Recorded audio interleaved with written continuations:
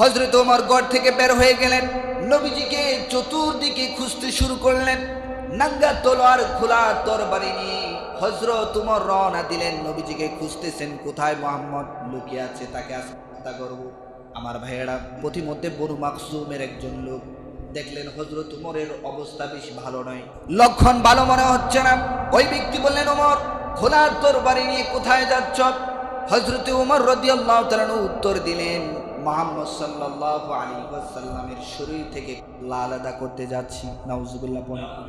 আমার ভাইয়েরা, বনু মাখজুমের ওই ব্যক্তি মুসলমান হয়েছিলেন, কিন্তু তার ঈমানের কথা তিনি কারো কাছে প্রকাশ করলেন না। আবার তিনি মনে মনে চিন্তা করলেন, সর্বনাশ। আবার হযরত ওমরকে বললেন, ওমর, তুমি জানো নাকি তুমি যাকে হত্যা করতে যাচ্ছ তার কালেমা পড়ে তোমার বোন ফাতেমা এবং তোমার ভগ্নিপতি আবু সাইদ রাদিয়াল্লাহু তাআলা আনহু, তারা তো ইসলাম গ্রহণ করেছে, ঈমান এনেছে, কালিমা পড়েছে, মুসলমান হয়েছে। সেই ঘরের খবর তোমার জানা আছে নাকি? হযরত ওমর রাদিয়াল্লাহু তাআলা রেগে এসে অগ্নিশর্মা হয়ে গেলেন। বলো কি তাই নাকি? হযরত ওমর এবার রাস্তা পরিবর্তন করলেন, সোজা বোনের বাড়িতে চলে গেলেন। বোনের বাড়িতে বোন এবং ভগ্নিপতি তারা দুজনে মিলে হযরত খাব্বাব রাদিয়াল্লাহু তাআলা আনহুর কাছে কোরআনুল কারীমের তেলাওয়াত শিখছিলেন। কোরআনুল কারীমের শিক্ষা তারা অর্জন করছিলেন। তারা সূরা তাহা তেলাওয়াত করছিলেন। হযরত ওমর রাদিয়াল্লাহু তাআলা আনহু দরজায় গিয়ে কোরআন আনলেন। হযরত খাব্বাব রাদিয়াল্লাহু তাআলা আনহু টের পেয়ে তিনি পালিয়ে গেলেন। আর বোন এবং ভগ্নিপতিকে গিয়ে এমন অবস্থায় পেলেন যে তারা কোরআনের একটা সহিফা তেলাওয়াত করছিলেন। হযরত ওমর রাদিয়াল্লাহু তাআলা আনহু প্রশ্ন করলেন, ফাতেমা রে, তোরা নাকি মুহাম্মদের কালিমা পড়ে মুসলমান হয়েছিস? তোরা আমি ওমরকে তোরা চিনিস নাকি? এভাবে করে হযরত ওমর রাদিয়াল্লাহু তাআলা আনহু তলোয়ারের উল্টা পিঠ দিয়ে আঘাত করতে লাগলেন।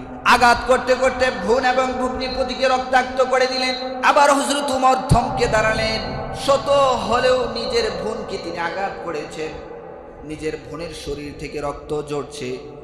হযরত ওমর রাদিয়াল্লাহু তাআলা আনহু একটু অনুশোচনা জাগলো, দিলটা তার নরম হলো।